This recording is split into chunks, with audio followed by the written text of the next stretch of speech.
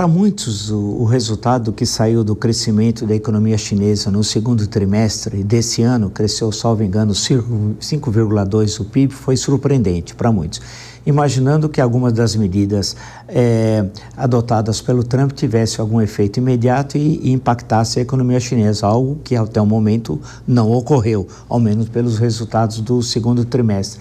Eu pergunto ao senhor, com a sua vivência também na China, olhando, claro que nós estamos no calor da hora, né? Mas até o momento, as medidas que o Trump tomou em relação ao Brasil, a dezenas de países, é bom importante alguém que nos acompanha saber que são dezenas de países, não é só o Brasil, parceiros de um acordo comercial como o Canadá e México, né?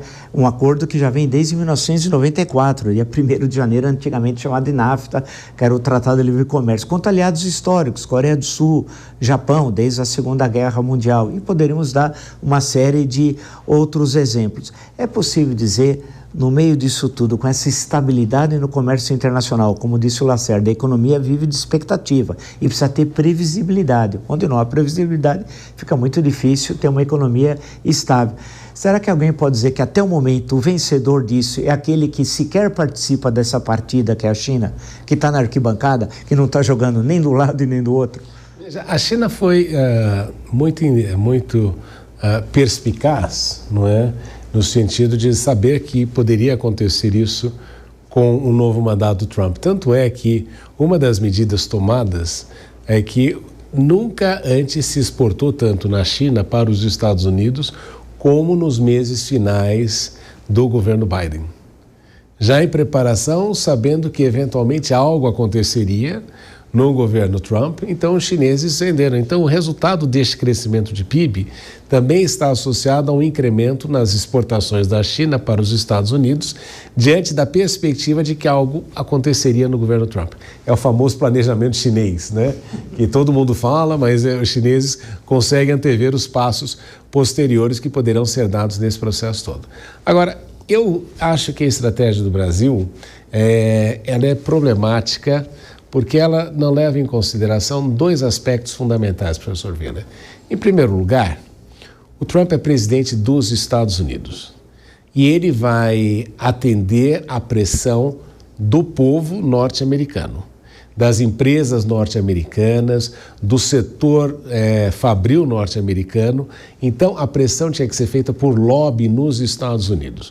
O Brasil é péssimo, eu morei nos Estados Unidos durante 6 anos, o Brasil é péssimo na questão de saber como funcionam as instituições e o lobby nos Estados Unidos, sabendo que não é governo, não vai ser o corpo diplomático brasileiro que vai resolver esse problema de uma maneira tão efetiva como o lobby de empresas americanas lutando por empresas brasileiras e pelo governo brasileiro. Então, a primeira estratégia é que ele precisa ser relembrado de que isto vai afetar quantos empregos nos Estados Unidos.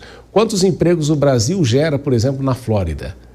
É isso que importa e este é o tipo de pressão que o governo brasileiro tem que entender que precisa ser feito, porque o Trump atende o eleitorado norte-americano e está se lixando para o Brasil, todo mundo nesse processo todo, né, desde que não prejudique o dólar, né? Então, essa é uma coisa fundamental. E, em segundo lugar, eu falei, o presidente do Brasil deveria ter pegado já o avião e ido para a China e falar, pessoal, vamos negociar o que nós podemos fazer neste momento, justamente para dizer o seguinte, nós vamos fazer pressão interna, mas nós não somos reféns. E não é só a China, você tem a Indonésia, você tem a própria Rússia, com quem o Brasil poderia aumentar algumas coisas neste processo, e claro, vai chover sanções, vai ter o secretário-geral da OTAN dizendo que vai colocar, claro que vai. E nós estamos num contexto geoeconômico de transição e de guerra e de batalha nesse processo. Então a gente tem que saber dar a cartada certa e buscar imediatamente uma atuação. É hora do presidente do Brasil, que quer ser um caixeiro viajante, pegar um avião e ir. Onde é que o mundo está comprando mais coisas? No Sudeste Asiático? Faz um périplo. É só lembrar uma coisa, professor Vila, quando os Estados Unidos anunciaram as sanções contra a China, o presidente Xi foi viajar para 3 países da Ásia, com os quais eles tinham uma relação econômica muito importante, para incrementar as vendas. É isso que a gente precisa entender. O pessoal tem que estudar mais como o mundo está transitando e entender que, olha, Talvez aquela história do governo, vamos reunir os empresários no Brasil e vamos tentar fazer uma carta. Então, o Trump talvez nem leia a carta, não é? Porque seriam muitas palavras numa página só, mas esta é uma coisa importante.